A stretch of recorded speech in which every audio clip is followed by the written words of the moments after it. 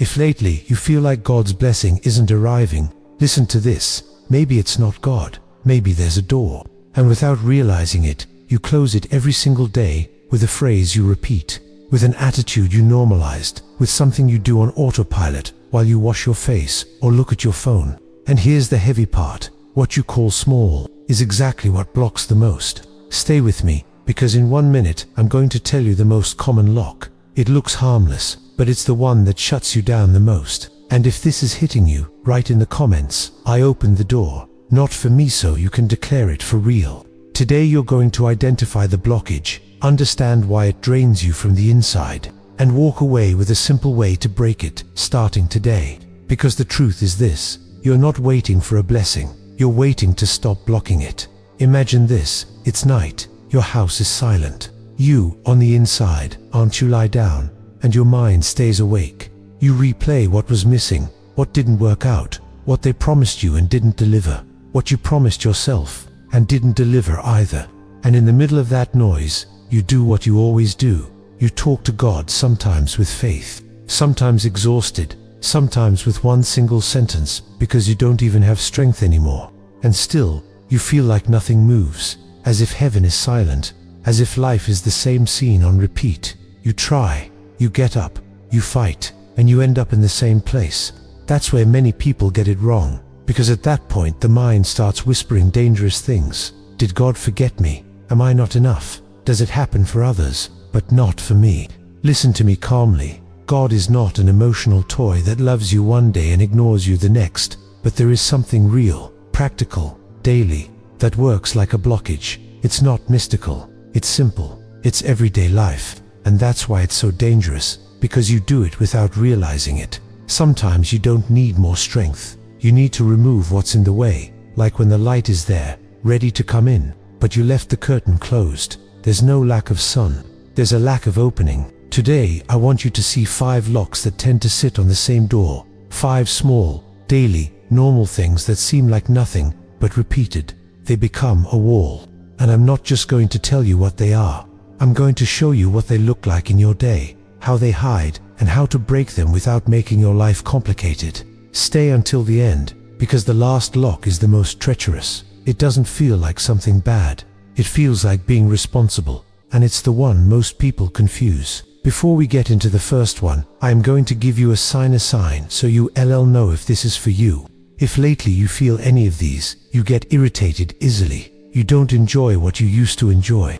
Your patience is shorter. Your gratitude shows up less. You feel dry inside. Everything feels heavier than normal. You go to bed tired. You wake up tired, and still you feel guilty for being tired. That's not just stress. Many times, it's an internal blockage, and not to condemn you, but to wake you up. Because God doesn't only give blessings, He also gives direction, and the direction that hurts the most is the one that pulls you out of autopilot. The first lock is in your mouth, and almost nobody sees it as danger. It's not a swear word. It's not blasphemy. It's something more acceptable. So acceptable you even do it with people you love, complaining, speaking negatively, making of course, your daily language. Let me put it in a scene. You're driving, someone cuts you off. You say, people are so, or you get to work. Nothing ever changes here. Or you look at your bills. I'm not going to have enough. Or you look in the mirror. I always, I never. And you might not see it as spiritually. See it as venting, as realism, as telling the truth. But listen to me. There are truths you describe, and truths you declare. And when your whole day sounds like defeat, your heart learns the melody.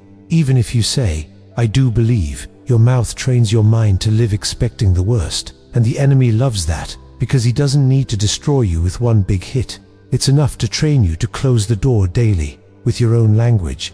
In the ancient story in scripture, there was a people who saw provision, saw care, saw direction, and still, they got used to murmuring, not because they lacked everything, but because when someone gets used to complaining, they stop seeing what they have. They only see what's missing, and what's missing becomes their only lens. Look at what complaining does. It steals your peace, it steals your clarity, it steals your focus, and it steals something deeper, your ability to recognize that God is working, even when you don't feel it. Because complaining doesn't just describe a problem, it turns the problem into a home.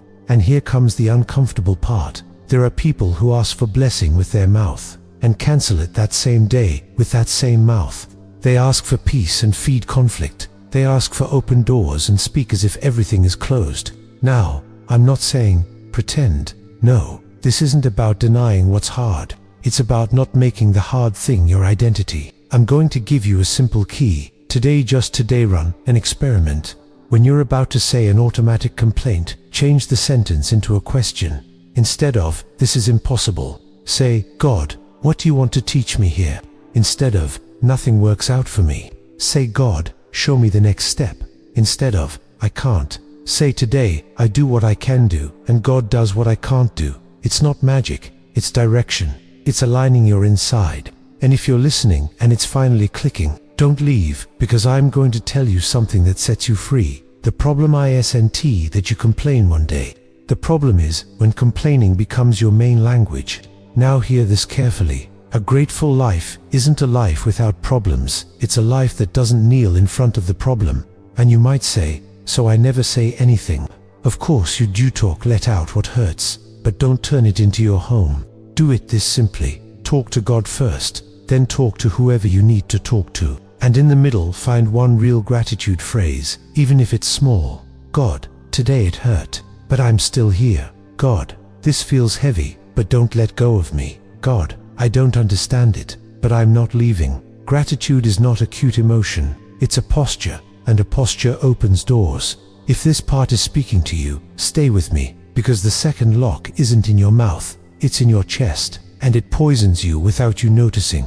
Resentment, unforgiveness. There are people who say, "I'm over it," and then one memory is enough, and they ignite. One name is enough, and their face changes. One similar story is enough, and their heart turns hard. I'll tell you without dressing it up. Resentment doesn't punish the one who hurt you. It chains you, and the enemy knows it. That's why he doesn't tell you hate. He tells you something more reasonable. Don't forgive. Let justice be done. Make them pay. Let them feel what you felt. And it sounds fair, until you realize that voice is stealing your life from the inside. Forgiveness isn't saying, "Nothing happened." Forgiveness is saying, "It did happen, and it won't rule me." Because when you don't forgive, a part of you keeps living on the day of the blow.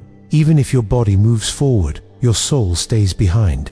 And here's the hardest part. There are prayers that don't flow because the heart is clenched, not because God walked away, but because you got used to living with a closed fist. Let me give you a scene. You wake up, you get ready, you live your day, and then without warning, you remember what they did to you, like a movie that plays by itself. You imagine what you should have said, how you'll confront them. 1,000 endings. By the time that movie ends, you've lost peace, you've lost presence, you've lost joy. That's a blockage. Now, before you say, "But you don't know what they did to me," you're right, I don't, and maybe it was serious, unjust, humiliating.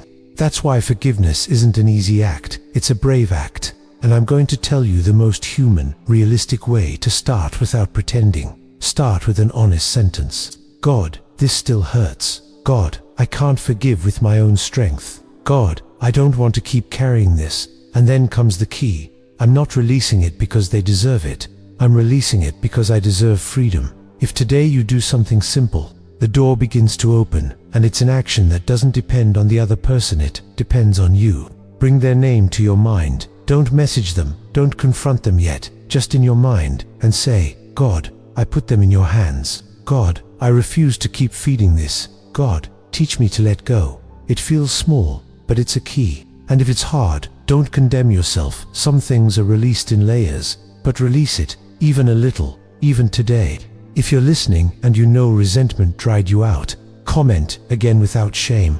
I open the door, because when you say it, you remind yourself who is in charge of your life. Now, the third lock. This one is the one most people ignore, not because it's bad, but because it disguises itself as "I don't have time." Daily disconnection, leaving God for when I can. And there's a subtle trap here, because you do believe you have seen things, you get stirred in moments, but the enemy doesn't want you to lose faith. All at once, he just wants you to leave it unfed.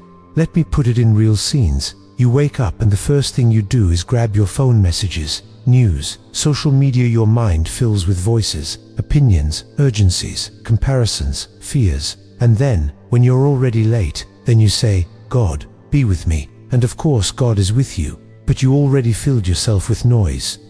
The problem isn't that God doesn't speak. The problem is your day got used to not listening. And here's a truth that sets you free. You don't need hours. You need consistency, something small, but real. Some people think if it's not perfect, it doesn't count. And that idea is also a blockage, because then you never start. Make it simple. 7 minutes. Today. That's it. You wake up. Before the phone. Before the world. 7 minutes. 1 minute. Breathe and say, God, I'm here. Let me put it in a scene. You're the one who fixes everything. The one who carries everything. The one who never asks for help. The one who always says, I've got it. And on the outside you look steady. But on the inside you're exhausted, anxious, irritable. You feel like if you loosen your grip even a little, everything will fall apart. That's the trap. When you become your own savior, you become your own prison. And the enemy loves that, because he doesn't need to tempt you with obvious things. It's enough to whisper, control it. And you believe it. And then you drift away from the greatest strength that exists, depending on God without shame. Dependence isn't weakness. Dependence is order. There's ancient wisdom that says it like this. In essence, trust God with all your heart. Don't lean only on your own understanding, and He will make your paths straight. That's not poetry. That's practical direction. Because when you release control, your mind can breathe.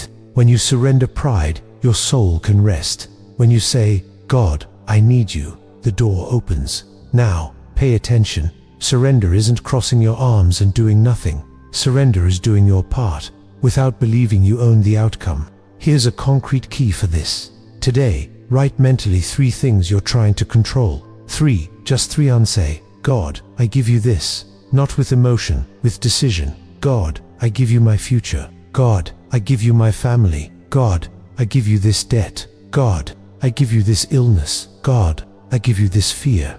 And then ask a question that changes everything. What is the next step that is mine to take? Because God guides in steps, not always with a full map. Now listen to this. These 5 locks aren't random separate things. They one single door closing every day. Complaining steals your vision. Resentment binds your heart. Disconnection dries you out inside. What's hidden fills you with shame. Self-sufficiency leaves you alone. And when they stack up. So let's do something together, right now, as if we were standing in front of that door. God, here I am. If I've been complaining, today I change my language. If I've been carrying resentment, today I begin to release it. If I've been disconnected, today I come back. If I've hidden what destroys me, today I bring it into your light. If I've tried to control everything, today I hand you the wheel. God, teach me to live with the door open. Now I'm going to give you a quick test, a sign that the door is starting to open. You always see an immediate solution, but you will start noticing things like these: peace in the middle of chaos, clarity in the middle of confusion, a conversation that finally unsticks, an opportunity that appears, your motivation returning. AI, don't know why, but I'm okay. That's also blessing, because blessing isn't always what arrives. Sometimes it's what leaves. Anxiety leaves, guilt leaves, anger leaves, the heaviness leaves, and then everything else starts to move. And I told you I'd give you the most common lock, the one almost everyone has, even without realizing it. Here it is, in one sentence. The most common lock is living on autopilot without checking what you're refeeding every day. Because you feed something every day. You either feed faith or you feed fear. You either feed gratitude or you feed complaint. You either feed peace or you feed resentment. You either feed light or you feed shadows. You either feed trust or you feed control. There is no neutral. What you don't feed grows weak. So today, I'm asking you a simple question. What are you feeding every day? And don't answer to look good, answer yourself to be free. Now, if you want this to not stay as the emotion of a video, but to become real change, do this 7-day challenge. 7 days not to impress. 7 days to open. 7 days to return. Day 1, replace 1 complaint with 1 gratitude. Day 2, release 1 resentment, even if it's the first step, even if it's only a part. Day 3, 7 minutes with God before the phone.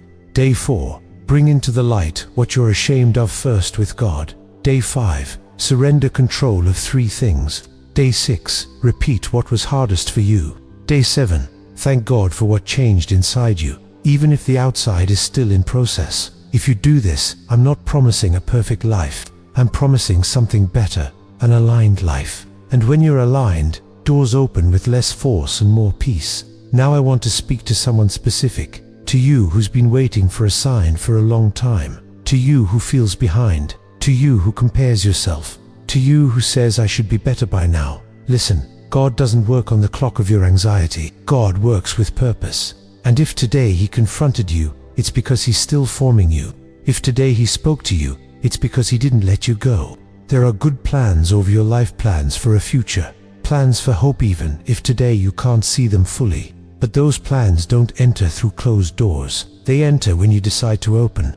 If this message spoke to you, do 3 things right now. 1. Write I open the door in the comments. 2. Subscribe now, because this is your daily reminder to not go back to autopilot. 3. Share this, yes. Share it with one person who feels shut down inside. Just one, today, and come back tomorrow. The door opens by decision, not by emotion. God, today we open the door. Amen.